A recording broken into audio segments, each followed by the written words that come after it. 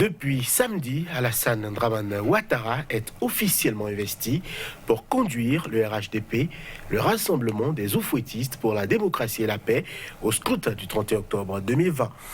Ce troisième mandat demandé continue d'être contesté par l'opposition qui le juge anticonstitutionnel pendant que le chef de l'État, sûr de son fait, promet un coup KO.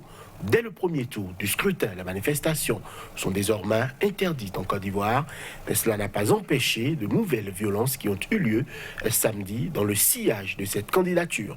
Divo, Gagnoa, Bonois sont entre autres les endroits où des risques ont été signalés entre partisans du régime et partisans de l'opposition. À ceci, il faut ajouter que Laurent Gbagbo, Charles Blé Goudé, Akossi Benjo ou encore Guillaume Kigwa-Forisoro ont vu leur recours contestant leur radiation des listes électorales rejetées par la Commission électorale indépendante CEI. Aussi, Génération Peuple Solidaire GPS, le mouvement lancé par Guillaume Soro, a-t-il vu plusieurs leaders de sa direction locale mis aux arrêts et détenus au camp du génie après une marche de protestation contre le troisième mandat. Côte d'Ivoire, Ouattara investi candidat à un troisième mandat, répression des mobilisations de l'opposition. La solution, la question sera posée à nos invités du jour. C'est la question trame de ce plateau qui donc évidemment sera consacrée entièrement à l'actualité sur le continent africain. Bonjour à chacun, bonjour à tous.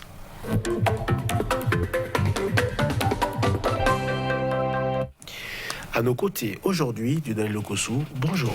Bonjour, cher ami. Vous êtes panafricaniste, ancien secrétaire général de la CSA. Bien, un plaisir de vous avoir sur ce plateau. Face à vous, Lamine Sissé, bonjour. Bonjour, Johannes. Vous êtes écrivain expert en communication politique. Messieurs, ça y est, c'est fait, la machine est mise en branle. Le chef de l'État est investi candidat pour le troisième mandat, Lamine Sissé. Merci beaucoup. Je crois que nous sommes en face des États surtout des États francophones, qui sont des États héritiers de la France. Ce ne sont pas les États que nous avons créés. Et le fonctionnement de ces États-là obéit, n'est-ce pas, à une certaine règle. La Côte d'Ivoire est proclamée Troisième République.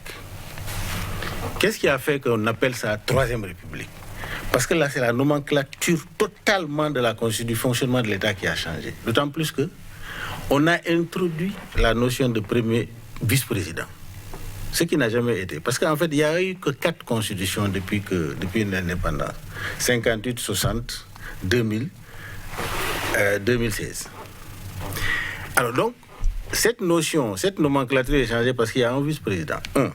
Deuxièmement, il y a la chambre bicamérale. Ça veut dire qu'il y a un Sénat. Il y a un Sénat qui est introduit. Il y a la chambre des rois et des chefs traditionnels introduits. Et on a sauté le verrou de la limitation de mandat. C'est pourquoi Konan Bédié est candidat aujourd'hui, s'il ne serait pas candidat. L'âge. Oui. L'âge, pas la limitation des mandats. Non, je parle de l'âge, quoi. Oui. La limitation de l'âge. Donc, toutes ces dispositions dans la Constitution, c'est pourquoi, en introduisant en Assemblée nationale, il a introduit une troisième république. Et cela a été voté dans ce sens-là. Dès lors qu'on est à la troisième république, mais les pendules sont mis à zéro. Donc, Alassane Ouattara, du point de vue constitutionnel, il est au premier mandat, il cherche le premier mandat de la troisième république. Maintenant, si on va du point de vue moral et éthique, c'est là où il faut pas semer l'amalgame. Du point de vue moral et éthique, j'aurais souhaité qu'il passe la main à une autre personne et qu'il vraiment montre la preuve de l'alternance après 2 mandats. Alors, c'est toute la nuance, elle est là, quoi.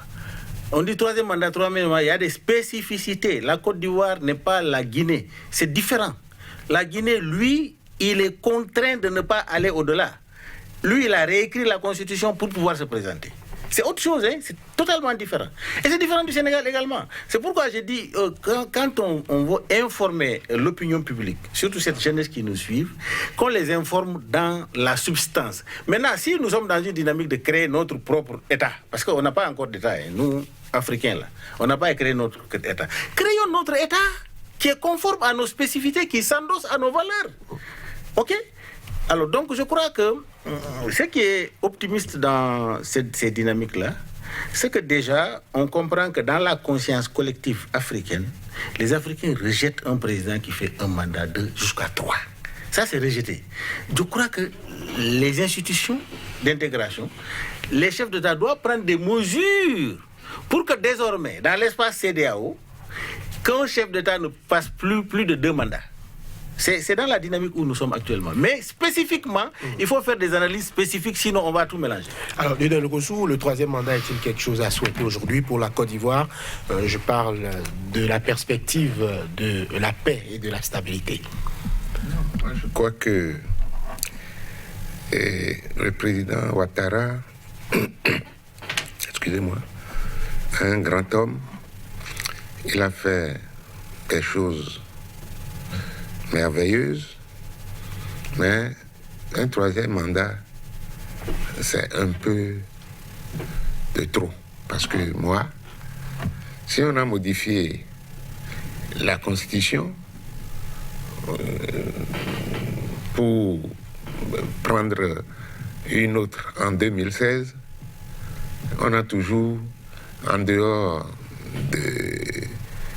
le verrou de la limitation d'âge qu'on a sauté, on a toujours dit 2 mandats.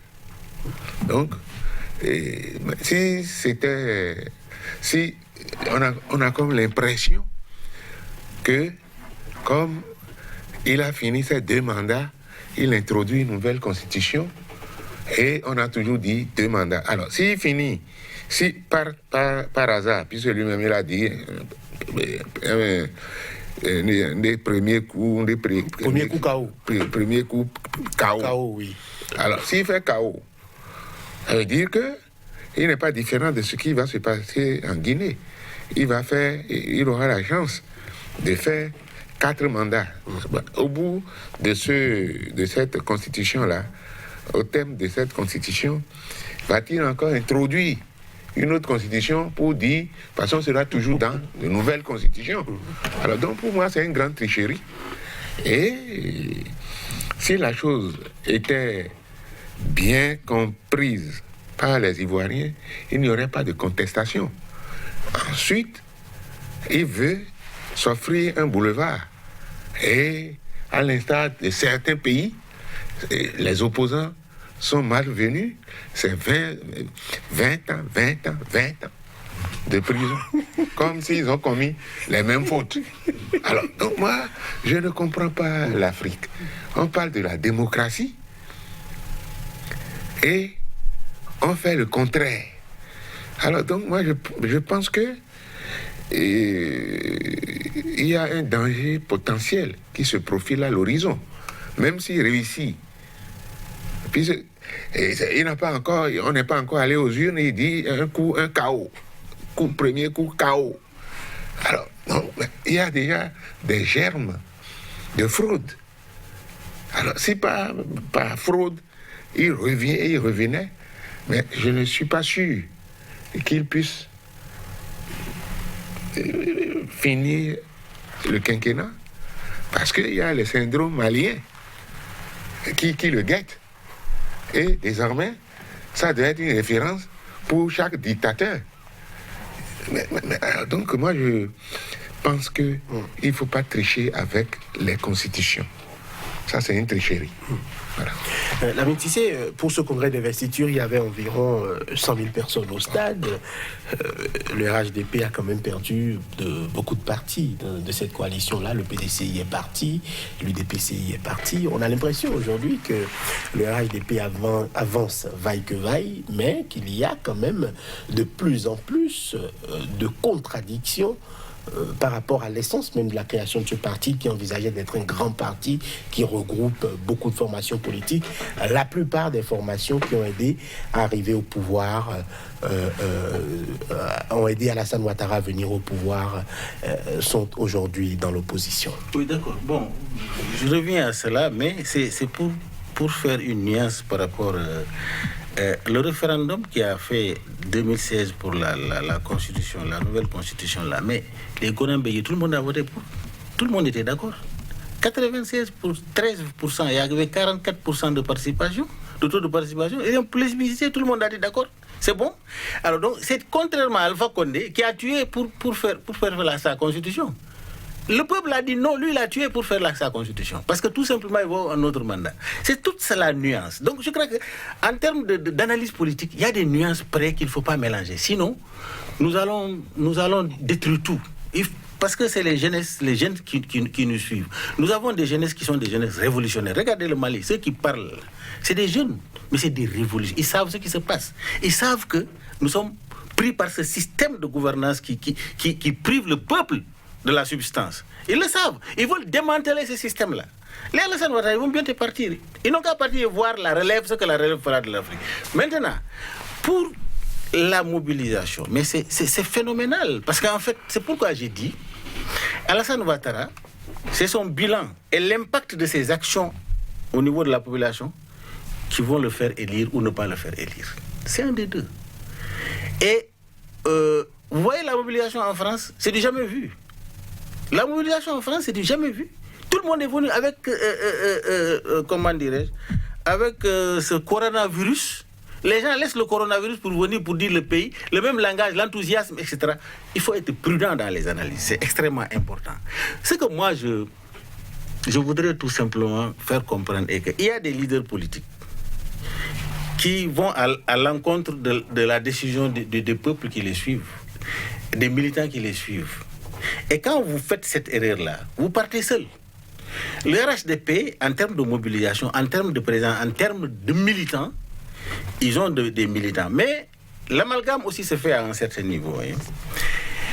C'est pas parce qu'on est RHDP, vous demandez à un parti politique dans nos pays-là de compter 50 000 militants. Ils ne pourront pas. C'est le peuple lambda qui vote pour toi. C'est-à-dire que la majorité silencieuse mute là, c'est eux qui font la différence. C'est pas parce qu'on est RHDP ou on est PDCI qu'on va gagner. Non. Regardez, prenez l'exemple au Bénin ici. Quel est le parti qui a amené quelqu'un au pouvoir ici? Aucun depuis 1990. C'est lié à quoi? Parce qu'en fait, le problème de militantisme se pose. C'est la majorité silencieuse qui est impactée. Qui sait que le président là, quand il est venu, j'ai trouvé l'électricité, j'ai trouvé l'eau, mes conditions ont changé. Lui, il ne va jamais voter pour autre, il va voter pour celui qui lui a fait ça là. Les peuples sont en éveil. Donc il faut qu'on évolue avec l'évolution des populations. Donc moi, ma lecture, c'est ça. La surprise peut être faite. Parce qu'en fait, quand un lutteur va dans l'arène pour aller lutter, tu ne vas pas dire que... Tu vas dire un coucou quand même. Le chef de l'État ou les politiques en Côte d'Ivoire ne croient-ils pas au coronavirus? On est en pleine période sanitaire où normalement il ne devrait pas avoir de rassemblement, mais il y a eu quand même 100 000 personnes sous la conduite même du chef de l'État. D'abord, je voudrais dire quelque chose. Oui, allez-y. Par rapport à la réaction de Lamine Cissé. Alors, lorsqu'on dit qu'on a voté à 95%, on peut même voter à 100%. Est-ce qu'au départ, il a dit aux gens, en voulant changer la Constitution, je serai candidat? S'il avait dit ça, il avait annoncé au départ, je ne crois pas que l'on puisse aller... Non, il a dit qu'il ne sera pas candidat. Bon, alors... Il a dit qu'il ne sera pas candidat. Bon, alors là, quel est le sens qu'on peut donner à la parole d'un homme politique? Oh, oui, exact, merci. C'est pour cela que je dis que la politique, c'est l'absence de la vérité. Vous affirmez quelque chose et après, vous vous déjugez. Mais ça, c'est extrêmement grave. Un chef d'État ne peut pas mentir à son peuple. Deuxièmement, il ne faut pas confondre la foule avec le peuple. Mais il peut même... On sait comment... Mais, au stade, ici, j'ai vu des gens, au sortir des meetings, qui sont passés au guichet. Donc, ce n'est pas quelque chose d'extraordinaire.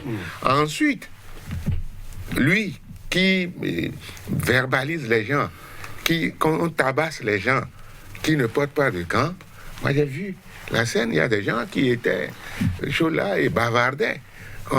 Est-ce qu'on a respecté la distanciation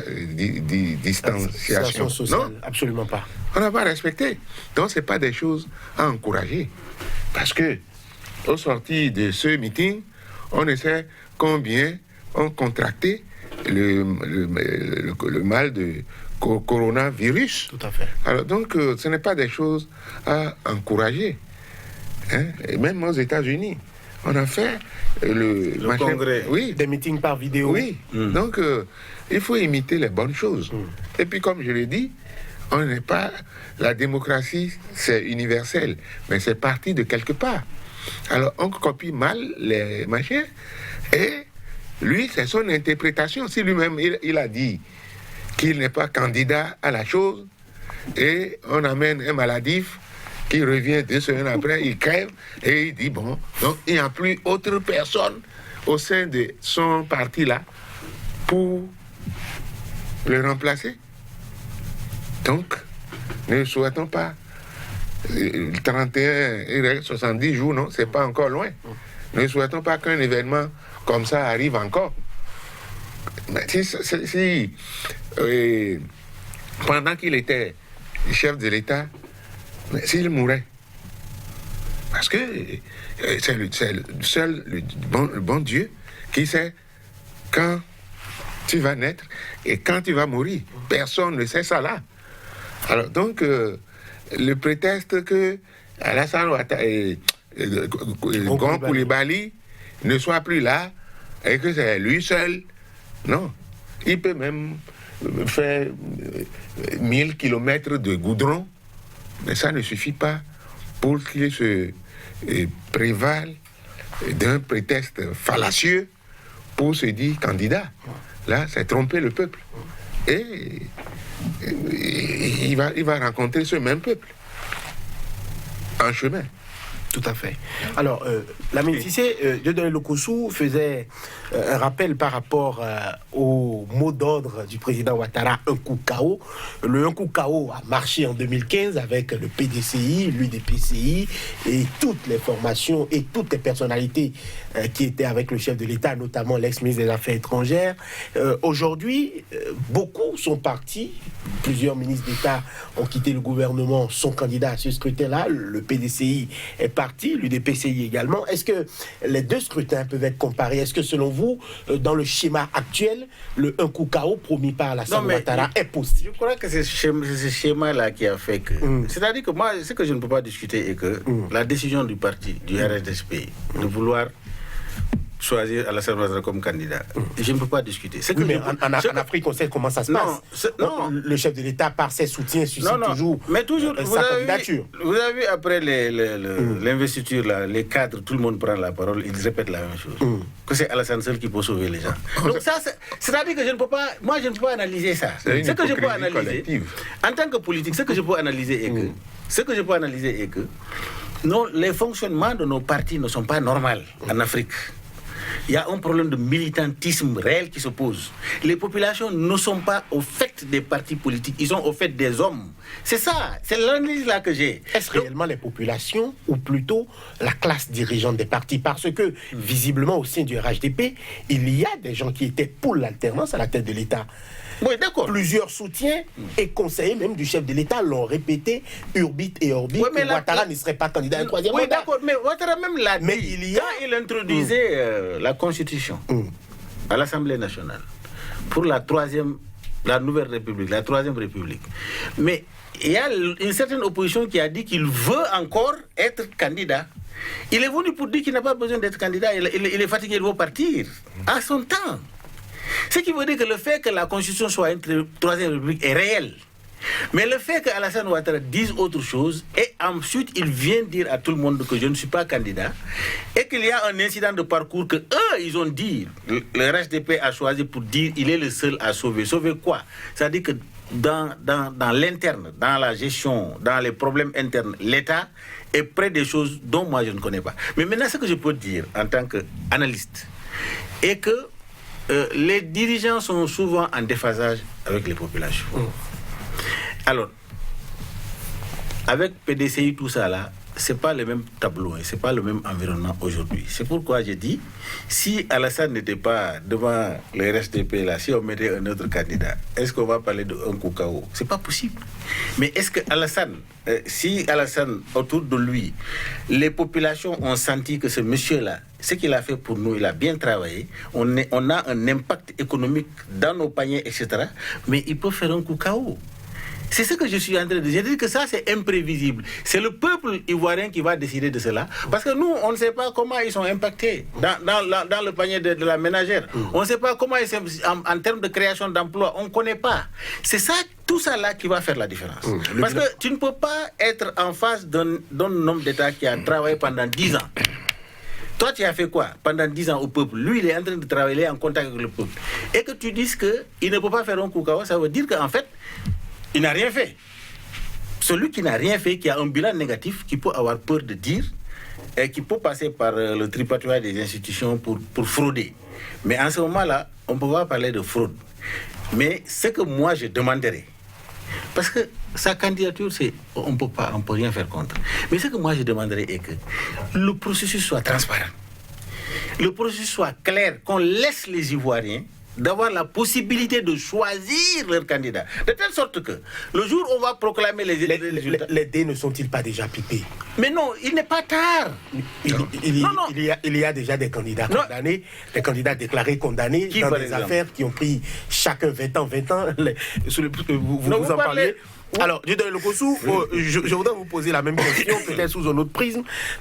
En 2015, le FPI, Laurent Gbagbo avait appelé au boycott. Il y avait eu un boycott massif de cette aile du FPI-là. Aujourd'hui, les militants sont massivement sortis récupérer leur carte d'électeur. Est-ce que, selon vous, la donne va changer? Puisque aujourd'hui, le FPI appelle visiblement à voter pour le PDCI de l'ancien président Henri Konan Bédié. Même le mouvement de Guillaume Soro est aujourd'hui dans une plateforme avec le PDCI. Est-ce que, selon vous, le un coup KO du président Alassane Ouattara est réaliste? Non, c'est pas... C'est pas ma lecture des choses, parce que le jeu est déséquilibré. Les candidats potentiels qui peuvent lui créer des problèmes, lui-même, il s'est dépêché de leur créer des problèmes et distribuer 20 ans. Bon, alors, les gens sont à l'extérieur, mais ils ont leurs militants qui bougent. Et puis, lorsqu'on me parle d'un coup KO, ben, il y a la CEI là, la Commission électorale indépendante, et qui est monocolore. Tout à fait. Alors, lorsqu'il y a des choses comme ça, ben, on a même décelé des enfants d'1 an. On a fait des cartes, donc l'opposition aussi ne croise pas les bras. Mais on n'est pas... mais il va faire face à qui? Si c'est le vieux qui l'a aidé à monter là, qui a déjà 86 ans et qui a encore le goût du pouvoir, alors qu'il a été renversé par un coup d'État. Alors moi je ne sais pas quelle magie et il pourrait, quels que soient les travaux abattus, mais vous savez, les cadres ici sont hypocrites. Et nous n'avons que des cadres mendiants. Ceux qui applaudissent pour dire oui, il y a un premier, c'est une nouvelle constitution. On a changé aussi des constitutions aux États-Unis. Donc moi je crois que nous avons un problème en Afrique. Et c'est pour cela que j'ai dit, aucun parti, si nous prenons le Bénin ici, il n'y a que des opportunistes. Aucun parti ne peut te dire qu'il a 50 000 militants. S'ils en avaient, depuis le début de notre démocratie, comme vous l'avez si bien dit, tout à fait. Il y aurait déjà eu, on va chercher des halogènes, des gens qui n'appartiennent à aucun parti, et quand ils viennent, c'est maintenant qu'ils adhèrent à un parti pour faire un mandat. Yahi Boni n'avait aucun parti avant de venir. Le président Soglo, pareil. Non plus. J'ai dit Soglo, le président Talon, c'est pareil. C'est maintenant qu'il est en train de vouloir choisir entre les deux partis siamois qu'il a créés. Alors, donc, vous voyez, il y a un peu de bêtises en Afrique. Bêtises. Alors, les autorités, on le sait, ont interdit toute manifestation dans le pays. Lamine Cissé, depuis quelques jours déjà, les manifestations de l'opposition sont systématiquement réprimées. Les gens sont dégagés des rues. Il y a des rixes. Qu'est-ce qui peut expliquer je ne sais pas si c'est votre avis, le durcissement du régime ivoirien. Non, parce qu'en fait, ce qui est constaté, ce qu'il faut dire, il est constaté que les gens sortent dans les rues, brûlent les voitures dans les rues. Ça, c'est pas de l'opposition. Ça, c'est pas une manifestation. Une manifestation pacifique, ça se fait d'une façon pacifique. Oui, mais ça ne s'encadre pas, c'est interdit. Non, on interdit aux gens de sortir s'exprimer. Non, on dit de ne pas manifester sur la voie publique. On peut manifester dans une salle, etc. Comme Alassane Ouattara l'a fait, il l'a fait dans un stade, c'est une salle. On dit qu'il ne faut pas manifester dans une voie publique, parce qu'ils ont constaté que les manifestations sur la voie publique, ça amène à brûler les pneus, à allumer les voitures, à se charcuter. N'est-ce pas des subterfuges? Non, mais c'est ce qui s'est passé réellement. Avant qu'ils ne prennent... Non. N'est-ce pas pour empêcher les gens de s'exprimer? Parce que si vous sortez manifester, que vous êtes dans les rues et qu'il n'y a pas d'opposition en face, il faut brûler les voitures. Pourquoi vous ne condamnez pas le fait de brûler les voitures? Lamine Cissé, je vous pose une question. Oui, tu m'as posé une question, j'ai répondu, mais tu es en train de rejeter ma question. Moi, j'ai dit, je suis parti à partir des constats pour dire que cette loi est bienvenue. Parce qu'elle n'est pas bienvenue que pour l'opposition. Elle est bienvenue aussi pour... Parce que si l'opposition et la mouvance se rencontrent dans la rue pour se charcuter, mais il faut arrêter ça. Par la loi, je crois que c'est pas parce qu'on veut opprimer l'opposition. Maintenant, si l'opposition veut manifester, on a dit, dans ce cas de coronavirus, etc., lui-même en tant que chef, il a organisé, il y a plus de monde dehors que dedans. Je ne sais pas maintenant si la loi n'est pas appliquée à lui ou pas. Maintenant, ce que je voudrais dire... vous êtes... C'est ambigu. Non, ce que je voudrais dire est que vous avez dit qu'il y a de l'opposition qui est enfermée ailleurs. On parle de cas de Gbagbo, Diomsoro. Je ne vais pas en venir parce que Blé Goudé, parce que je ne veux pas en venir parce que le débat va être très long. Ça, c'est une page spéciale qu'on doit... Alors, moi, je dis tout simplement, Gbagbo, il est au CPI. Son jugement n'est pas clos. On a fait appel. Oui, mais il a été libéré. Non, mais... Rien ne l'empêche aujourd'hui de rentrer en Côte d'Ivoire. Pour faire quoi? Pour faire quoi? Mais il est ivoirien. Mais non, attends. Pourquoi voudrez-vous empêcher un Ivoirien de rentrer dans son pays? Je dis, non, mais c'est-à-dire que vous n'êtes pas en train d'analyser les contextes politiques. Vous n'êtes pas en train d'analyser les contextes sociopolitiques. Vous êtes en train d'analyser les contextes émotionnels de la situation. Selon vous, faut-il empêcher un Ivoirien qui a la liberté de rentrer dans son pays? Est-ce qu'aujourd'hui, quand Gbagbo va rentrer en Côte d'Ivoire, ça va créer la paix ou les troubles? Je ne sais pas. Mais c'est ça, justement. Faites des analyses rationnelles, les analyses pragmatiques des choses. Aujourd'hui, Gbagbo, Blé Goudé en Côte d'Ivoire, c'est la paix, vous croyez? Non, mais attends, ça dit que on a tué plus de 5000 personnes. Donc, selon vous, il faut empêcher Laurent Gbagbo et Charles Blé Goudé de rentrer en Côte d'Ivoire. Général Lokossou, je vous repose la même question. Est-ce que, selon vous, aujourd'hui, on doit créer des difficultés à des Ivoiriens qui ont été jugés, libérés par la justice internationale et on a encore détaché les liens qu'il y avait entre eux, puisque Charles Blé Goudé n'avait pas de pays pour l'accueillir. Aujourd'hui, il est libre de rentrer dans son pays s'il le veut. Mais en Côte d'Ivoire, il y a d'autres affaires qui ont été ouvertes au parquet pour condamner ces mêmes personnes-là. Chacun a des peines de 20 ans de prison.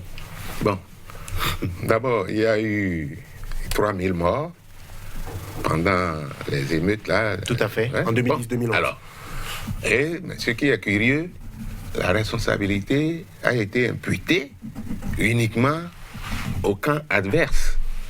Et heureusement ou malheureusement, la CPI a déchargé complètement les deux messieurs qui sont partis là, Gbagbo et Chaud là. Alors, s'ils sont sûrs d'eux-mêmes, si Gbagbo arrive, il ne viendra pas avec les armes. Si Blé Goudé arrive, il ne viendra pas avec les armes. Soro encore moins. Donc, mais il y a la force publique quand même, qui peut à tout moment réduire ou annihiler toute velléité de faire ci ou de faire ça. Donc moi, je suis On a comme l'impression que c'est des machins prémédités. On sait que c'est des adversaires redoutables. S'ils venaient, ils faisaient acte de candidature, ça va réduire la chance d'un coup KO. Donc, c'est tout simplement... Leur nom purement été simplement retiré des listes moi, je vois électorales. la chose. Ensuite, je vous ai dit que les peuples sont toujours au-dessus des lois, des tests. C'est les rates que les gens prennent. Le cas du Mali est là. Mais les gens, ils ont manifesté les mains nues. Et Ibeka a envoyé des gens tirer avec des armes létales sur des citoyens. Hein? Et il y a eu 11 morts. Mais la CEDEAO n'avait pas à l'époque condamné ça. Et c'est maintenant qu'on trouve... Non, moi c'est des alibis. Il faut laisser les gens... Le bilan actuel fait aussi état de 10 mois en Côte d'Ivoire. Oui. On n'a pas vu des condamnations non plus. Non, il y a des choses... Pourquoi n'y a-t-il pas une mission dépêchée à Abidjan? Il y a des choses... Pourquoi il n'y avait pas de mission ici au Bénin? La mission au Bénin a fait quoi? C'est-à-dire qu'il y a des exemples, vous pouvez les citer à floraison. La CEDEAO vient que quand c'est catastrophique. C'est quand le peuple veut prendre sa souveraineté que la CEDEAO vient. Je ne suis pas en train de discuter de cela. Ce que je voudrais dire, il faut dire les choses. La loi a condamné Gbagbo et Blé Goudé bien avant que les CPI... Ah non, c'est faux. Si. Charles Blé Goudé a été condamné récemment. Je dis... Il n'avait jamais été condamné avant d'être envoyé en CPI. C'est dans quel contexte? Non, mais Charles, je vous donne l'information si vous ne l'aviez pas. Charles Blé Goudé a été condamné récemment. Non, je parle de la charge concernant la BCEAO. Non, mais ça, c'est Laurent Gbagbo. Vous avez dit, Laurent Gbagbo et Charles Blé Goudé. Charles Blé Goudé a été condamné récemment. Non, est-ce que Guillaume Soro a été condamné récemment? Est-ce que Charles Blé Goudé a dit qu'il est candidat? Moi, je parle des candidats. Quand il y a candidat... Laurent Gbagbo a dit qu'il est candidat? Il n'a jamais dit. Mais quand même. Laurent Gbagbo n'a jamais dit. Vous avez dit dans... Non, mais... Attends, vous avez dit sur le plateau les candidats potentiels sont en dehors. Oui, mais être candidat potentiel et candidat affirmé, comment il est potentiel? Soro a dit qu'il est candidat. Je parle de ces candidats potentiels. Oui, mais Laurent Gbagbo n'a jamais dit qu'il est candidat. Laurent Gbagbo a été condamné. Vous êtes pour la vérité, disons la vérité. Laurent Gbagbo n'a jamais juste l'heure dit qu'il est candidat à un scrutin présidentiel en Côte d'Ivoire. C'est vous qui avez parlé de candidats potentiels. C'est pas moi. C'est vous qui avez dit de candidats potentiels. Et je suis dans cette dynamique de causerie. J'ai dit, mais si les candidats, il a été condamné pour ne pas participer. Et il a été acquitté. Non, je veux dire, il a été acquitté par le CPI. C'est ce que vous avez dit. J'ai dit, mais il y a un appel qui est en cours. Donc la justice n'est pas terminée au CPI. Non, mais l'appel ne l'empêche pas de rentrer en Côte d'Ivoire. Je ne refuse pas. C'est-à-dire que vous êtes dans des analyses émotionnelles. Absolument pas. Non, je le démontre. Je le démontre. Allez-y. Je le démontre. Parce que franchement, je ne suis ni partisan de Gbagbo, ni partisan je suis partisan du peuple ivoirien. Le peuple ivoirien réclame Gbagbo. Mais ceux qui sont réunis là-bas, là, les 100 000, etc., là, c'est pas un peuple, ça? Vous pensez qu'il n'y a pas de peuple ivoirien derrière Gbagbo? Ne faites pas comme si Gbagbo n'a pas de peuple derrière. C'est ça votre analyse. L'analyse est un peu biaisée. Moi, je sais qu'il a des gens derrière. Mais alors, donc, il faut être mesuré en disant peuple. C'est pas comme le Mali où le peuple s'est levé pour contre. Même ça, Ibeka, il a son peuple. Mais c'est le peuple dans sa majorité qui s'est levé pour dire je veux ça. J'ai dit dans un pays où on vient d'un conflit. Nous sommes dans un processus de réconciliation. Il y a des éléments que vous et moi sur le plateau, nous ne maîtrisons pas sur le terrain. Les germes d'un conflit ne sont-ils pas encore révélés aujourd'hui, Lamine Cissé? Mais voilà, justement, les germes d'un nouveau conflit ne sont-ils pas réunis? Les germes d'un nouveau conflit aujourd'hui peuvent être réunis que quand l'élection, le processus électoral n'est pas du tout transparent. Mais le processus électoral est biaisé aujourd'hui. Mais la Cour africaine des droits de l'homme et des peuples l'a dit. Je suis d'accord, c'est mon inquiétude à ce niveau-là. C'est ce que je te dis. Mon inquiétude est à ce niveau. Je suis d'accord, je te rejoins. J'ai dit, mon problème est que c'est la non-transparence du processus électoral. Ça, franchement, si cela est fait, tu as dit, est-ce qu'il n'est pas trop tard? J'ai dit, il n'est pas trop tard pour bien faire. C'est le moment aujourd'hui. Parce que Alassane a invité... Le scrutin a été confirmé pour le 31 octobre. Oui, mais d'accord, mais... La CEI ne sera pas toilettée. Lamine Cissé, soyons pragmatiques, la CEI ne sera pas toilettée. Mais ça peut être fait. La CEI restera en l'état pour aller au scrutin. Je dis, ça peut être fait. Cela ne sera pas fait.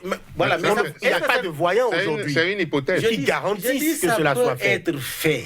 Je dis, ça peut être fait s'il y a de la volonté. Comme ça peut ne pas être fait. S'il y avait de la volonté politique. Et si ce n'est pas fait et que ça crée des troubles, n'est-ce pas, après les élections, Alassane, il est le responsable. Alors, Dieudonné Lokossou, pourquoi refuse-t-on de voir en Laurent Gbagbo un symbole de réconciliation en Côte d'Ivoire.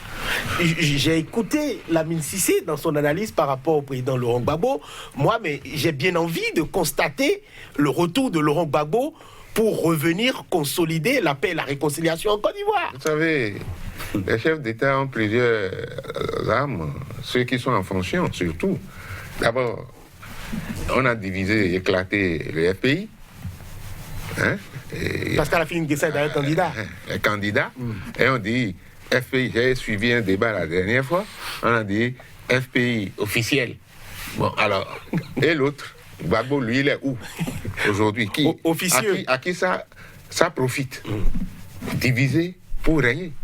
Donc, est-ce qu'on va dire que Affi-N'Guessan, là, son truc là, est de l'opposition? C'est une opposition factice, comme on en crée un peu partout. Parce que pour arranger, soigner l'image du parti, enfin du gouvernement à l'extérieur, on dit bon, lui il est de l'opposition. Est-ce qu'il appartient à un chef d'État de choisir son opposition? Moi, je serais à sa place que je vais laisser les autres rentrer. S'ils veulent être candidats, ils sont libres.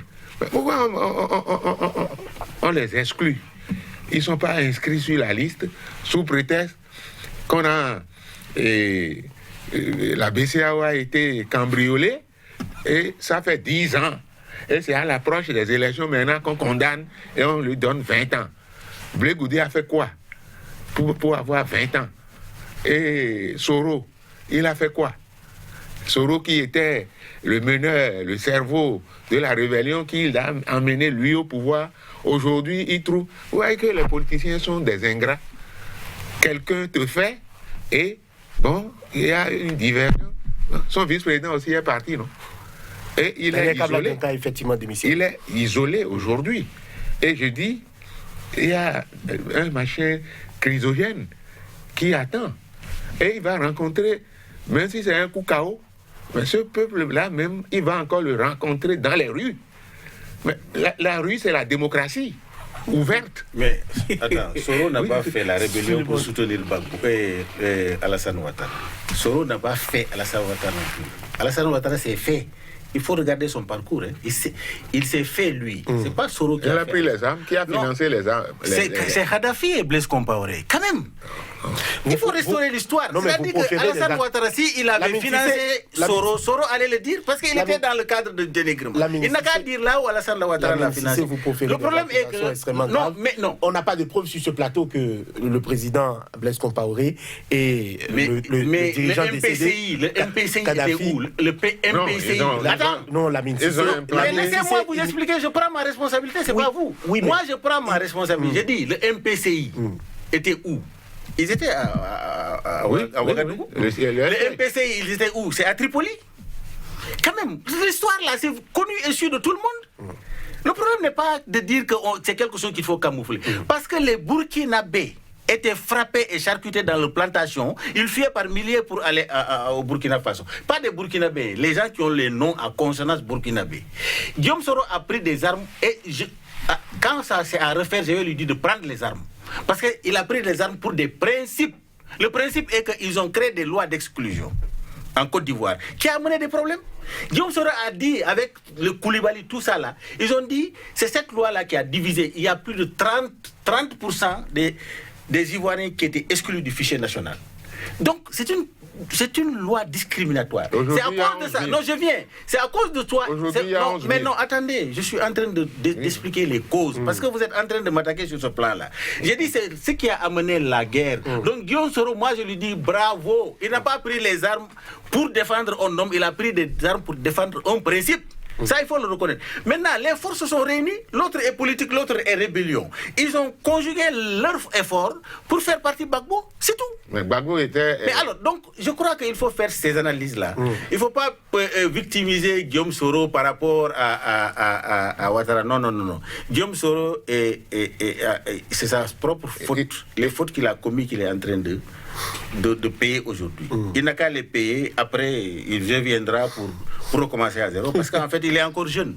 Rien n'est tard pour lui. Il peut être président de la République demain. Mais il a commis des fautes politiques.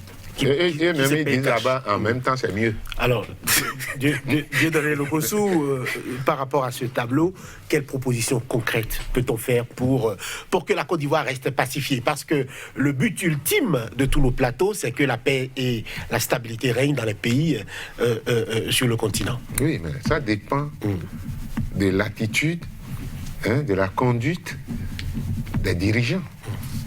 Si vous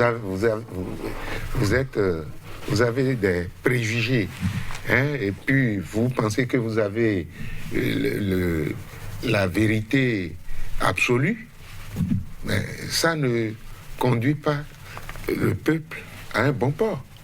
Donc, il faut faire preuve d'humilité. Et un chef d'État doit avoir une grande capacité d'écoute. On ne peut pas exclure l'opposition. Mais en mettant en place la CEI, là, où on n'a pas la présence de l'opposition, mais ça devient un parti unique. Ça devient un parti unique parce que l'autre, c'est un duo maintenant, le FPI. FPI Gbagbo, FPI, quelqu'un qui est son truc. Bon, on l'a envoyé là-bas à La Haye, au CPI là. Voilà, CPI. Et lui, il s'autoproclame président. Alors, vous allez voir. Il n'a qu'à aller aux élections et on verra. Il va accompagner. Il avait eu 8% avant. Donc, moi, je crois qu'il faut laisser Kadhafi tranquille, là où on l'a tué. Et ce procès-là, on ne le fait jamais. Celui qui a tué, ordonné l'exécution gratuite de Kadhafi, il circule librement aujourd'hui. Et les Africains sont d'accord que lorsque un président commet une faute, il faut qu'on l'envoie à la CPI. Non, pour la paix, oui, vous avez dit quelque chose de fondamental. Parce que vraiment, tu sais, vous savez, nous sommes dans une dynamique d'intégration régionale. On ne peut jamais démanteler ce système néocolonialiste, ce système néolibéral, ce système impérialiste, tant que les peuples ne s'approprient pas de cette démocratie, et que ce soit une démocratie populaire, mais une démocratie endogène, où les populations, les plus petits villageois, puissent comprendre ce qui se passe. Il faut qu'on arrête les coups d'État constitutionnels et institutionnels à la tête de nos États. La Côte d'Ivoire, parce que mon inquiétude se trouve là. Quand on dit le processus électoral, l'opposition ne contrôle pas, ne sait pas, mais c'est pas bien. Ça, c'est pas bien. C'est-à-dire que ça, c'est le nid des conflits. Donc, ce que moi je demande au président Ouattara, vraiment, de nouer tout de suite un dialogue avec les chefs de l'opposition, de voir leurs doléances, quelles sont leurs préoccupations fondamentales, de s'asseoir sur la table en tant qu'Ivoirien et d'aller dans ce sens-là quand même. Ça, c'est trop simple. Ça dit qu'en fait, ce ne sont pas des ennemis. Si tant est que c'est la Côte d'Ivoire qui les unit, comme Alassane Ouattara a dit qu'il est prêt à se donner pour la Côte d'Ivoire, mais les autres aussi, ils sont prêts à se donner la Côte d'Ivoire. Pourquoi ne pas s'asseoir pour la Côte d'Ivoire? Je crois que le processus est engagé, mais il n'est pas trop tard de rectifier. Alassane Ouattara peut rectifier. Il faut qu'il y ait un apaisement total en Côte d'Ivoire. Sinon, l'Afrique de l'Ouest, on ne sait pas où est-ce qu'on va, quoi. Voilà. Votre appel aura été clair, un appel à l'union et à l'entente entre les différents camps, aussi bien opposition que régime. Vous êtes Lamine Cissé, écrivain, expert en communication politique. Face à vous aujourd'hui, il y avait Dieudonné Lokossou, panafricaniste, grand militant des droits de l'homme, ancien secrétaire général de la CSA à Bénin. C'était un débat sans doute un peu contradictoire. J'y ai beaucoup participé aussi pour la plaisir. C'est très bien. Ouais. Voilà, pour le plaisir de nos téléspectateurs. Merci de nous avoir suivis. À très bientôt pour un autre numéro de votre émission. D'ici là, portez-vous bien. Merci.